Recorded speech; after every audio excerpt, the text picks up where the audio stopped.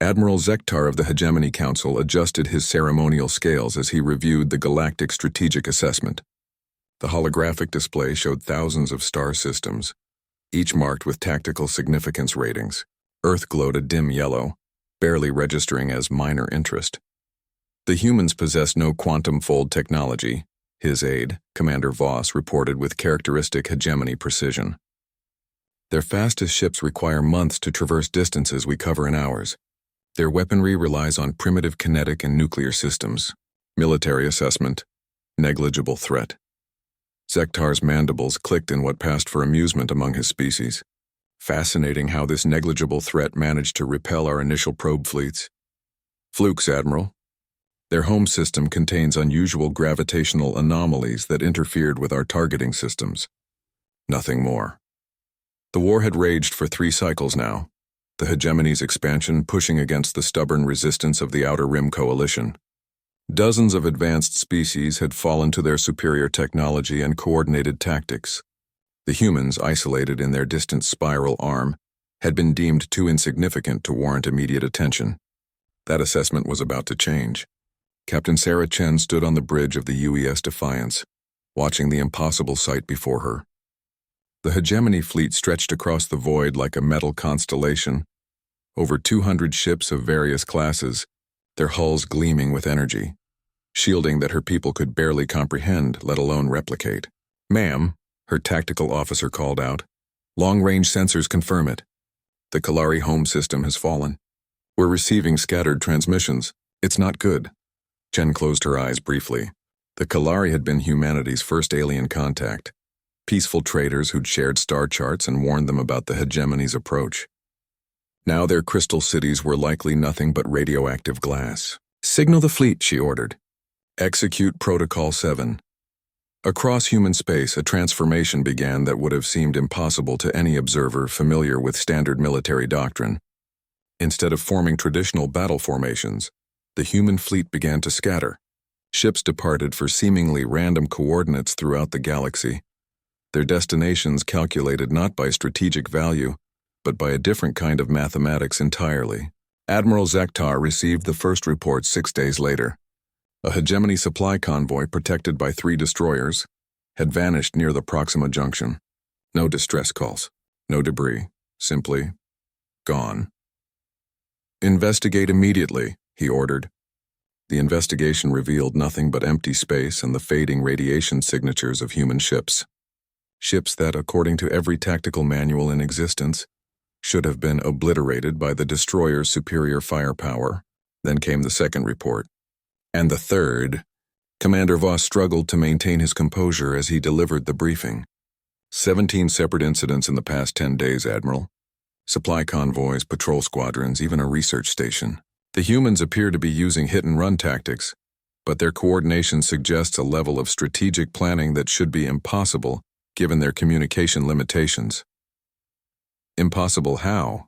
Their ships operate with quantum fold communication delays of weeks or months, yet they're executing synchronized strikes across sectors separated by hundreds of light years. It defies explanation. What the hegemony couldn't understand, what their rigid, hierarchical military doctrine couldn't comprehend, was that humans had spent centuries perfecting warfare under impossible conditions.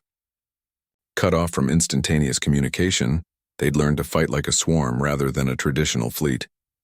Each human captain carried identical strategic algorithms, refined through countless simulations and war games. They didn't need orders from headquarters. They were headquarters, every ship a node in a distributed command network that adapted and evolved in real time. Captain Chen's ship emerged from FTL at the edge of the hegemony staging area, a massive shipyard complex protected by what should have been an impregnable defense grid. She wasn't alone. 43 other human ships materialized simultaneously, each having calculated the same optimal strike time through purely mathematical prediction. The hegemony defenders had prepared for a conventional assault, massed formations approaching along predictable vectors. Instead, they faced something unprecedented, a 3-dimensional chess match played by masters of improvisation. Human ships dove through asteroid fields using gravitational slingshots to achieve impossible velocities. They fired kinetic rounds not at enemy ships but at industrial facilities, creating cascading debris clouds that turned the entire system into a chaotic maze. When hegemony vessels moved to pursue, they found their quantum fold engines disrupted by precisely placed electromagnetic mines, crude technology that nonetheless rendered their advanced propulsion useless. The battle lasted 14 hours. When it ended, the most important military-industrial complex in the hegemony's outer territories was the expanding cloud of wreckage, and every human ship had escaped into FTL. Admiral Zektar stared at the casualty reports with something approaching disbelief. They destroyed everything, and we never even got weapons lock on a single human vessel. Admiral, Voss said quietly, there's something else. Intelligence has decoded some of their communications. They're not just hitting military targets randomly, they're following a pattern. The pattern became clear over the following weeks. Human fleets weren't trying to conquer territory or destroy the hegemony's main battle fleets. They were systematically dismantling the infrastructure of war itself: shipyards, supply depots, communication relays, fuel refineries. Every component that enabled the hegemony's war machine to function. More troubling still, they were doing it with seemingly prescient accuracy. How could they know which facilities were most critical? How could they coordinate attacks across impossible distances with such precision? The answer came from an unlikely source: a human prisoner captured during a failed raid on a communication station. You don't get it, the young pilot said during interrogation, her defiance unbroken despite days of questioning. You think war is about having the biggest guns, the fastest ships, the most advanced technology. But war isn't about technology. It's about will. It's about adaptation. It's about refusing to quit when everything looks hopeless. She leaned forward, her eyes burning with determination. You called us irrelevant because we don't have your quantum drives or your energy weapons. But we have something you don't. We have 4,000 years of fighting wars we couldn't win with weapons we couldn't match against enemies who outnumbered us 100 to 1, and we got really good at it. Admiral Zektar realized with growing horror that the humans weren't just winning. They were rewriting the fundamental nature of galactic warfare. Their tactics were spreading to other resistance movements. Species that had been easily conquered were now adopting human-style asymmetric strategies.